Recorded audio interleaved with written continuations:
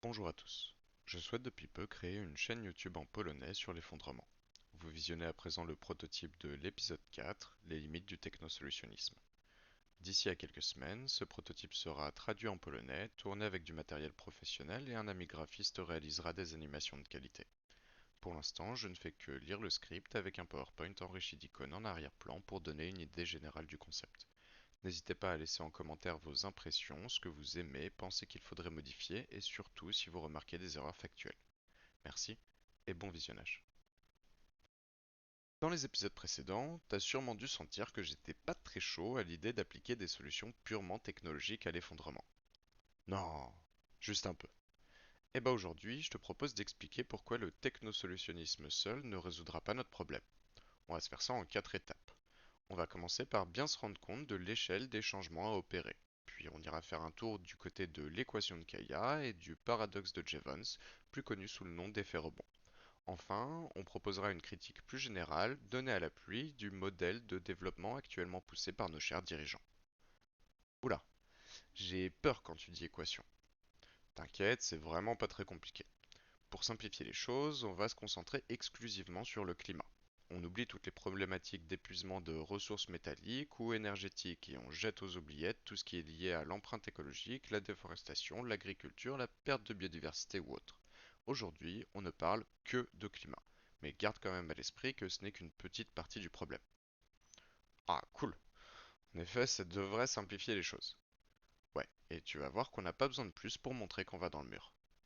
Je vais encore me sentir mal à la fin de l'épisode? Non, ça devrait aller, mais disons que si je fais bien mon travail, tu comprendras qu'on ne va vraiment pas dans la bonne direction. Ok, let's go. Alors, le premier élément que je veux te faire comprendre, c'est l'échelle des changements à mettre en place. Et on va se faire ça en 2 temps.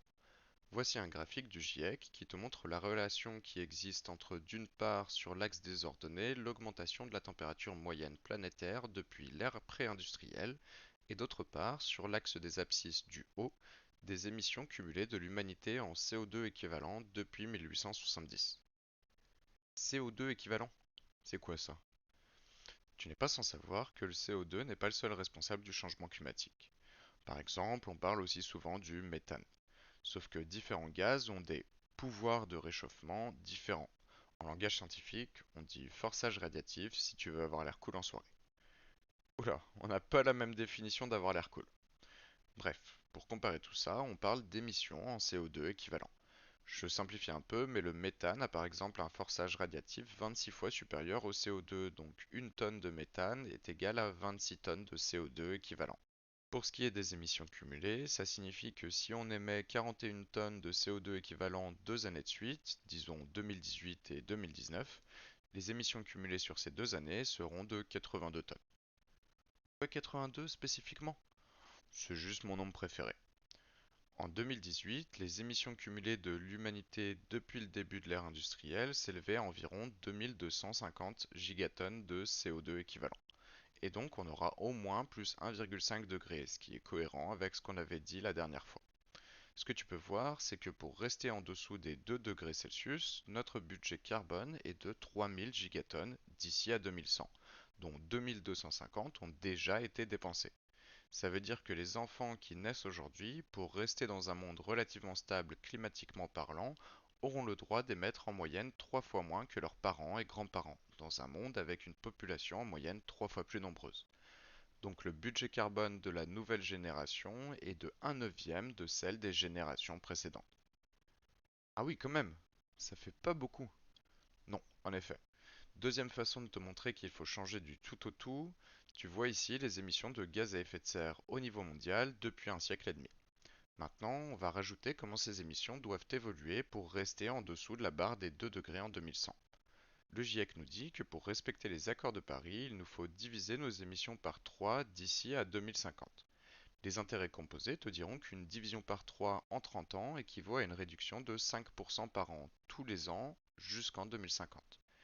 Il se trouve que le ralentissement global de notre système économique à cause de la pandémie de Covid va provoquer une baisse des émissions mondiales d'à peu près 5% en 2020. Donc rester en dessous des 2 degrés, ça veut dire qu'il faut fournir un effort équivalent à un Covid supplémentaire chaque année, tous les ans, jusqu'en 2050. Eh ben rien que ça. Si tu crois que je vais me confiner toute l'année à partir de 2035, t'as un peu trop fumé le calumet de la paix. Aussi faire des trucs plus intelligents que confiner la population pour émettre moins, hein. Mais je voulais surtout te montrer l'ampleur de la tâche et à quel point il nous faudrait changer pour rester en dessous des 2 degrés. On parle bien ici d'un changement de civilisation. À présent, je te propose de montrer que l'innovation technologique seule ne suffira pas. Outre le constat écrasant que bien que la technologie n'ait jamais été aussi développée, nous n'avons jamais autant pollué, ce qui est déjà une demi-preuve en soi, on va aller faire un tour du côté de l'équation de Kaya pour formaliser un peu tout ça. Tu te souviens, tu restes simple, hein? Mais oui, t'inquiète. Monsieur Kaya part d'une vérité mathématique absolue. Gaz à effet de serre égale gaz à effet de serre. Ça va, je t'ai pas perdu? Mais c'est qui se fout de ma gueule en plus. Désolé, j'ai pas pu m'en empêcher. Les mathématiques autorisent Monsieur Kaya à multiplier et diviser le membre de droite par un même nombre. Il va donc alors multiplier et diviser par l'énergie, puis multiplier et diviser par le PIB, et enfin multiplier et diviser par la population. Blague à part, on est d'accord sur cette égalité? Ouais, ça me semble pas trop illégal comme équation. Bien, ce que Monsieur Kaya a fait ici, c'est faire apparaître quatre termes qu'on va décrire de la droite vers la gauche. Le premier fait partie du domaine des démographes, puisqu'il s'agit de la population. Avec le deuxième terme, on entre dans le monde de l'économie. En effet, le PIB divisé par la population désigne des dollars par personne. C'est ce qu'on appelle le pouvoir d'achat. Avec les deux termes suivants, on s'engage dans le domaine de l'avancée technologique. Le premier, énergie par PIB, représente l'efficacité énergétique, c'est-à-dire la quantité d'énergie qu'il faut utiliser pour générer un dollar de PIB. Mettons que l'on veuille produire une bouteille en verre. Pour ce faire, il va falloir faire fondre du sable en utilisant une machine. Si des ingénieurs fabriquent une machine qui consomme moins d'énergie pour produire la même bouteille de verre, on aura augmenté l'efficacité énergétique de notre machine et généré autant de PIB en utilisant moins d'énergie. Enfin, le dernier terme se réfère à l'intensité carbone de notre énergie, c'est-à-dire la quantité de gaz à effet de serre émis par kilowattheure d'énergie produite. Typiquement, si notre machine qui fait fondre du sable utilise du gaz comme source d'énergie, qu'on la remplace par une machine électrique et que l'électricité est décarbonée, disons un mix principalement de nucléaire et d'hydroélectricité pour prendre le cas français, on aura émis moins de gaz à effet de serre. Enfin, il y a le membre de gauche de notre équation, les gaz à effet de serre émis. Maintenant, on l'a dit précédemment, on voit que le GIEC nous dit que pour rester en dessous des 2 degrés, il nous faut diviser nos émissions de gaz à effet de serre par 3 d'ici à 2050. Donc en 30 ans, le membre de gauche de notre équation doit passer de 1, les émissions actuelles, à 0,33. À présent, voici comment l'intensité carbone de notre énergie a évolué au cours des 50 dernières années. Ah, mais ça monte là! En fait, c'est encore pire qu'il y a 20 ans. Et c'est un premier indice sur l'impossibilité d'une solution purement technologique. En effet, malgré tout ce qu'on dit sur le solaire et l'éolien dans le journal, on n'en déploie même pas assez pour accompagner la croissance, puisque, je te le rappelle, croissance égale énergie. Mais on va faire quelques hypothèses optimistes et supposer qu'on fournisse un effort équivalent à 2 fois ce qu'on a fait entre 1973 et 1988 sur les 30 prochaines années. Et tu l'as dit toi-même, ce n'est pas la tendance actuellement observée. Ça nous donne une diminution de 15% des gaz à effet de serre par kilowattheure produit, donc en 2050, l'intensité carbone de notre énergie sera de 0,85 fois celle d'aujourd'hui. Comment ça se fait que ça descende avant les années 2000 et que ça remonte après? Je veux dire, avant les années 2000, on s'en foutait du changement climatique. C'est quand même bizarre que ça augmente à partir de là, non? Alors, je suis pas complètement certain de mon coup, mais mon interprétation personnelle est qu'après les chocs pétroliers de 73 et 79, on a très rapidement remplacé le pétrole par autre chose dans la production d'électricité, principalement avec du gaz, de l'hydroélectricité et du nucléaire, ce qui a eu pour effet de diminuer les émissions de gaz à effet de serre. Mais comme l'électricité ne représente qu'une petite partie de l'énergie utilisée dans le monde, autour de 20%, l'effet sur la décarbonation n'a pas été gigantesque non plus. Pour ce qui est des 20 dernières années, j'attribue ça au développement des pays dits du Sud, principalement de la Chine, qui, au contraire de l'Europe, commençait à peine à taper dans son stock de charbon. Dis-toi bien qu'entre 2000 et 2010, la Chine ouvrait une centrale à charbon par semaine. Aïe, j'ai mal à mon climat. Ouais, et il y a un risque qu'on voit un scénario similaire se répéter dans les prochaines années, mais cette fois avec l'Inde. Mais t'inquiète pas, puisqu'on te dit que la technologie va nous sauver. C'est que ça doit être vrai, hein. Bref, je reprends. La deuxième composante de la formidable avancée technologique est l'efficacité énergétique. Ici, nos ingénieurs ont fait du très bon boulot et réduit la quantité d'énergie nécessaire pour produire un point de PIB de 35% en 30 ans. Ah ouais, bien joué. Et comment ça se fait que ça descend d'autant? Bah, moins d'énergie utilisée veut dire moins de coûts pour l'entreprise, donc on a fortement poussé les ingénieurs à concevoir des machines efficaces. Ici, on va faire l'hypothèse que cette tendance va se prolonger, donc ce terme sera de 0,65 en 2050. Ensuite, on s'attaque à la population. L'ONU nous dit qu'on devrait être autour de 10 milliards en 2050, ce qui nous donne une multiplication par 1,3 de ce terme d'ici 30 ans. Et l'ONU prend en compte tes histoires d'effondrement ou ne serait-ce que de changement climatique? Non, dans ses estimations, l'ONU raisonne toutes choses égales par ailleurs. C'est-à-dire que le monde va rester stable, la croissance économique va continuer, sortir les gens de l'extrême pauvreté, donc ils feront moins d'enfants et la population devrait se stabiliser autour de 11 ou 12 milliards en 2100. Ah oui, grosse simplification quand même là. Bah, il faut bien raisonner avec des hypothèses de départ, donc on va garder ça, mais on la modifiera dans un instant. Avec tout ça, on a tous les éléments pour résoudre notre équation. On a donc 0,33 égale 0,85 fois 0,65 fois x fois 1,3. Tu te souviens de comment on résout ça? Ah, les bons souvenirs de collège. Ça me manque pas, hein. Alors, je pourrais, hein, mais t'as l'air de kiffer, donc je vais te laisser t'amuser. Au final, on a x égale 0,45, soit un PIB par habitant qui doit être en moyenne divisé par 2,2 au cours des 30 prochaines années. Ça veut dire qu'il faut convaincre tous les Polonais, Français, Allemands, Américains et les 2 milliards de personnes qui vivent avec moins de 1 dollar par jour qu'ils gagnent trop et qu'ils doivent diviser leurs revenus par 2,2 d'ici à 2050. C'est ça les 2 degrés. Ah ouais, c'est mort quoi.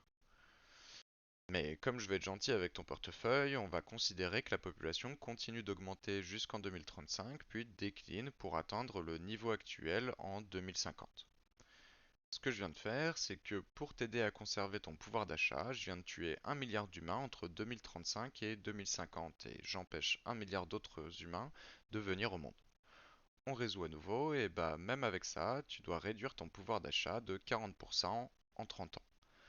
Donc si tu gagnes 6000 zloty par mois aujourd'hui, eh bah déjà félicitations parce que c'est une belle somme. Tu auras le droit à 3600 zloty par mois dans 30 ans. Tu peux triturer les chiffres comme tu veux, mais le constat est là. Même avec des hypothèses de départ optimistes, l'innovation seule ne permettra pas de rester en dessous des 2 degrés. Donc la prochaine fois que tu entends un politicien te dire qu'il nous faut de la croissance pour booster l'innovation pour résoudre le problème du changement climatique, tu sauras que soit c'est un abruti, soit il te prend pour un con, ou un mix des deux. Bon, en effet, la démonstration est assez frappante. Donc si je comprends bien, l'innovation technologique est importante, mais pas suffisante. La décarbonation passera forcément par une diminution de notre pouvoir d'achat et de la population. Voilà, plus précisément du nombre de trucs neufs qu'on achète. Tu peux toujours acheter d'occasion, mais si tu veux rester dans un monde stable climatiquement parlant, tu peux pas te permettre d'acheter tous les derniers iPhones pour avoir l'air cool en société. D'ailleurs, et ça fait partie du changement de paradigme qu'on évoquait au début et dont on reparlera dans le prochain épisode, ça devrait devenir ringard d'avoir le dernier téléphone ou de changer sa garde-robe tous les 6 mois. Pour ce qui est du contrôle de la population, c'est un sujet tabou qu'on adressera plus tard dans la chaîne, mais sache qu'il passe avant tout par l'accès des femmes à l'éducation, l'accès à la contraception ou à l'avortement, ou encore à la mise en place de minimums sociaux comme le droit au chômage ou à la retraite. Oh, t'as une petite toux, est-ce que je vois? Oh, je crois que tu me l'as refilé. Il doit y avoir un virus qui traîne. Un virus de la connerie, du racisme et de la misogynie surtout. Bon, un dernier élément souvent oublié qui va grandement limiter l'impact de l'innovation technologique et en particulier de l'efficacité énergétique va être le paradoxe de Jevons, plus connu sous le nom d'effet rebond. Oh bah non, t'es pas drôle. C'est le seul truc qui marchait à peu près dans ton équation de Kaya. Ah, désolé. L'effet rebond nous dit que les gains d'efficacité énergétique faits sur une technologie peuvent accroître la consommation d'énergie de cette technologie en la rendant moins chère et donc plus accessible. Il peut se manifester sous différentes formes pour lesquelles on va donner des exemples pour que ce soit plus parlant. Le premier type d'effet rebond se réfère à l'utilisation accrue d'un produit suite à un gain économique. Si la voiture d'un particulier consomme moins par kilomètre parcouru, il aura tendance à plus l'utiliser. Cet exemple peut aussi être décliné du côté constructeur. Des gains de consommation du moteur ne se traduiront pas forcément par une voiture consommant moins. Ce dernier peut choisir de produire des véhicules plus lourds, plus puissants ou plus rapides tout en respectant les normes environnementales en rigueur, puisque le moteur est plus efficace. Ouais, d'où l'explosion des ventes de SUV. Exactement. L'effet rebond peut aussi se référer à un changement d'usage. C'est particulièrement vrai pour le cas d'Internet qui, soit dit en passant, pollue au moins autant que l'ensemble des avions de la planète. Internet, c'est comme tous les avions au niveau pollution. Ah bah il faut faire tourner des serveurs, poser des câbles de partout et puis construire tous les ordis et téléphones pour les utilisateurs finaux. Il faut de l'énergie pour fabriquer, transporter, faire fonctionner et entretenir tout ça. Internet, c'est pas du tout dématérialisé. C'est pour ça que les vidéos de la chaîne sont disponibles en 720p maximum. Il y a 20 ans, on allait sur Internet pour lire du texte ou à la rigueur regarder des images. Aujourd'hui, la vidéo représente 80% du trafic de données. Les avancées technologiques ont modifié l'utilisation de cet outil, augmentant au passage l'énergie nécessaire pour son bon fonctionnement, et donc la pollution qu'il engendre.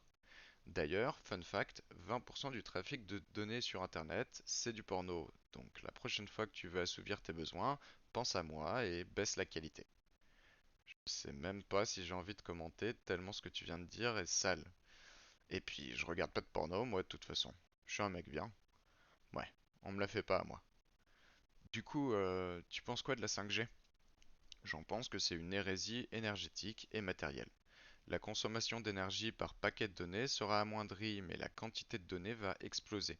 Puis il va falloir mettre en place toute l'infrastructure, une quantité énorme d'antennes et envoyer des milliers de satellites dans l'espace. Et au final, tout ça est fait pour avoir tout un tas d'objets connectés qui demandent toujours plus d'extraction de matériaux utilisés en quantité infime et dilués, donc non recyclables. Tout ça va avoir un coût énergétique et matériel extrêmement important. Par contre, je n'ai pas d'avis sur les effets sur la santé, qui me semblent à première vue peu significatifs, mais je ne suis pas médecin, donc me crois pas sur parole. Quoi qu'il en soit, on est ici typiquement dans l'effet rebond. L'un des impacts les plus importants de l'effet rebond est certainement lié à la démocratisation de certaines pratiques. Par exemple, un moteur d'avion consomme beaucoup moins de pétrole qu'il y a 50 ans. L'effet n'a pas été de diminuer la pollution du secteur aérien, mais de rendre les vols beaucoup moins chers. Au final, prendre l'avion s'est démocratisé et beaucoup plus de monde peut aller passer 2 semaines à Bali pour les vacances. Ah d'ailleurs, je recommande Bali. C'est super beau et les gens sont vachement sympas. T'y es allé toi? Ouais, d'ailleurs, c'est après ce voyage que j'ai commencé à m'intéresser de plus près à l'écologie, mais si tu veux bien, on va rester sur notre sujet. Des prix bas menant à une démocratisation d'un produit peuvent également induire une certaine obsolescence sociale. Par exemple, je vais changer de téléphone tous les 2 ans, pas parce qu'il est cassé, mais par pression sociale parce que c'est cool d'avoir le dernier iPhone. L'effet rebond peut également se manifester indirectement. Un exemple assez parlant est celui de l'isolation des bâtiments. Si ma maison est bien isolée, je ne vais pas payer moins, je vais augmenter la température de mon habitation et chauffer à 21 ou 22 au lieu de 19 recommandés. Si je décide de garder la même température, je vais faire des économies et donc je pourrais partir aux Maldives plutôt qu'à Mazoré cet été.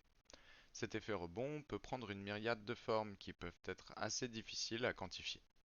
Enfin, l'effet rebond peut prendre une dernière forme plus psychologique. Admettons que je fasse beaucoup d'efforts et que je devienne plus écolo. Je vais me sentir en accord avec mes convictions et me permettre de prendre l'avion pour me récompenser de tous mes durs sacrifices faits au cours de l'année. Sûr de ton truc là? Ça me paraît pas très cohérent d'être écolo et de prendre l'avion. Tu vas voir dans les prochains épisodes qu'il est extrêmement difficile de revenir au sein des limites planétaires quand on a passé toute sa vie à consommer. Ça dépend des personnes, mais il y a des choses qu'on n'est pas prêt à abandonner. Pour moi, c'est très caricatural parce que je suis français, c'est le fromage. Pour certains, ça peut être le fait de voyager dans des pays lointains ou de prendre des bains après une dure journée de travail. Il faut juste faire ce qu'on peut à notre échelle en gardant à l'esprit certains biais. Pour te donner un exemple plus parlant, j'ai un compost à la maison.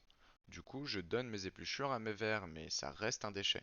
Si je n'avais pas eu de compost, je les aurais peut-être utilisés pour faire une soupe. De la même manière, si ma ville recycle le verre, je vais avoir moins tendance à utiliser les bouteilles consignées en occultant le fait que le recyclage soit un processus énergivore. Oui, bon, en effet. Dit comme ça semble assez plausible. Pour te montrer que le modèle qu'on nous vend est vraiment à chier, je te propose de décrire ce graphique qui compare l'IDH d'un pays à son empreinte écologique. Alors par contre, il va falloir définir les termes parce que j'ai rien compris à ce que tu viens de dire. Et puis on n'avait pas dit qu'on parlait que de climat dans cet épisode? Bah j'ai menti. Et puis tu vas voir, ce graphique est super intéressant et l'épisode s'y prête bien. Ouais, c'est pas très réglo ça. Mais bon, vas-y, explique ton truc. L'IDH, situé sur l'axe des abscisses, est l'indice de développement humain. C'est un indicateur créé par l'ONU, compris entre 0 et 1, qui fait une moyenne de trois variables que sont le PIB par personne, le niveau d'éducation et l'espérance de vie à la naissance. Ce n'est pas un indicateur parfait, hein, mais il décrit quand même un peu mieux le niveau de développement d'un pays que la simple notion de PIB. Plus on est proche de 1 et plus le pays est considéré comme développé. Au-dessus de 0,8, on considère que les habitants sont assez bien lotis, et pour te donner un ordre de comparaison, 0,8 était l'IDH de la Russie dans les années 90. Ouais, la Russie des années 90. C'est pas fou quand même, hein. Et la démocratie, on s'en fout? Ah bah comme je t'ai dit, hein, cet indicateur est loin d'être parfait. Pour ce qui est de l'empreinte écologique sur l'axe des ordonnées, c'est en gros une mesure des dégâts qu'on inflige à la planète. C'est un indicateur qui agrège les ressources que l'on prélève, les pollutions que l'on émet et les dégradations que l'on perpètre. Et il faut la comparer à la biocapacité de la planète, qui mesure la capacité de charge de la planète, ou dit plus grossièrement, ce que la planète peut encaisser. En 1961, cette capacité de charge était d'environ 3 hectares globaux par personne, et à force d'endommager la planète, elle est aujourd'hui un peu en dessous de 2. Souviens-toi, on en avait déjà parlé dans cet épisode. Maintenant, est-ce que tu arrives à me décrire ce graphique? Ouais, alors attends. En bas à gauche, on a ce qu'on pourrait appeler les pays pauvres, principalement d'Afrique. Tout à droite, on a les pays développés, mais qui ont du coup tous une empreinte écologique au-dessus de la biocapacité. Et entre les deux, on pourrait dire que ce sont les pays qui sont en train de se développer. Excellent. Et est-ce que tu vois une tendance? Ah bah clairement oui.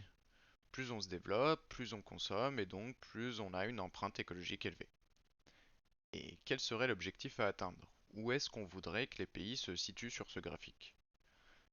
Bah, déjà, il faut être en dessous des limites planétaires. On veut aussi être riche et éduqué et en bonne santé, donc avoir un IDH supérieur à 0,8. Donc l'objectif, c'est le rectangle en bas à droite. Ah bah merde, il y a personne qui y arrive. Voilà, et c'est ce que je voulais te montrer. Donné à l'appui, il n'y a aucun pays au monde qui arrive à avoir une empreinte écologique inférieure à la biocapacité couplée à un IDH satisfaisant. Donc quand on dit aux pays de l'Afrique, venez, faites comme nous, on voit bien que ça pose problème. Les pays les plus pauvres vont devoir apprendre à se développer sans augmenter leur empreinte écologique et les pays riches, qui n'ont aucune leçon à donner, doivent apprendre à baisser leur impact sur l'environnement en gardant un IDH élevé. Donc la prochaine fois que tu entends un politicien te dire qu'on résoudra la crise écologique par plus de développement, on comprendrait qu'on se fout de ma gueule. Ouais, ça va, je commence à comprendre ça. Très bien. Résumons ce qu'on a dit dans cet épisode. On a principalement attaqué le problème sous l'angle du changement climatique, qui, je le rappelle, n'est qu'une petite partie du problème. On a tout d'abord vu qu'il nous fallait changer du tout au tout. La diminution requise de nos émissions de gaz à effet de serre pour rester dans un monde à 2 degrés d'ici à 2100 doit être de 5% par an, tous les ans jusqu'en 2050. Or, c'est à peu près la baisse que l'on va avoir en 2020 à cause du Covid. Donc l'effort demandé par nos sociétés pour rester dans un monde stable climatiquement parlant est équivalent à un Covid supplémentaire tous les ans jusqu'en 2050. On s'est ensuite intéressé à l'équation de Kaya qui nous donne une bonne approximation de l'impasse d'une solution purement technologique. Cette équation multiplie quatre termes. Deux termes ayant trait à l'avancée technologique, l'intensité carbone de notre énergie et l'efficacité énergétique de nos machines, c'est-à-dire de l'économie. Un terme économique, le pouvoir d'achat, et un terme lié à la démographie, la population. On a vu que même avec des hypothèses optimistes sur l'innovation et la population, notre pouvoir d'achat devra être divisé par à peu près 2 au cours des 30 prochaines années. Puis, on a évoqué le paradoxe de Jevons ou effet rebond qui contredit l'idée reçue qu'une efficacité énergétique accrue mène à une diminution de la consommation d'énergie au niveau global. Cet effet peut se manifester de plusieurs manières. Par exemple, la diminution de la consommation unitaire d'un moteur d'avion mène à des prix de l'aviation plus bas et donc une démocratisation de ce moyen de transport. Une voiture qui consomme moins permet à son propriétaire de plus l'utiliser pour le même prix ou encore, une meilleure isolation permet d'augmenter la température d'une habitation. Finalement, on a parlé de manière plus générale du modèle de développement sociétal proposé par nos dirigeants qui, en augmentant la qualité de vie d'une population, augmente également son empreinte écologique. Aucun pays n'est à ce jour capable d'avoir un IDH supérieur à 0,8 et une empreinte écologique inférieure à la biocapacité de la planète. Merci à tous d'avoir suivi jusqu'ici. Dans le prochain épisode, on discutera de solutions réellement écologiques à mettre en place au niveau national. Si vous avez aimé, n'hésitez pas à liker, partager et commenter pour faire comprendre à l'algo de YouTube que j'existe. Il ne vous aura pas échappé que je ne suis pas polonais et je préférerais interagir avec vous en anglais dans les commentaires. Pour être au courant de la sortie des prochains épisodes, je vous invite à vous abonner et à activer la cloche. Je suis développeur web basé sur Varsovie à la recherche de projets écologiques. Si ça vous intéresse, je vous laisse l'adresse de mon site personnel en description de cette vidéo pour pouvoir me contacter. Le script de cette vidéo a été traduit en polonais depuis le français par Katarzyna Udorecka, une traductrice engagée dans la lutte écologique. Les graphiques et animations ont été réalisés par Władysław Krawec. Les liens vers leur site perso sont dans la description. Merci encore, et à la prochaine.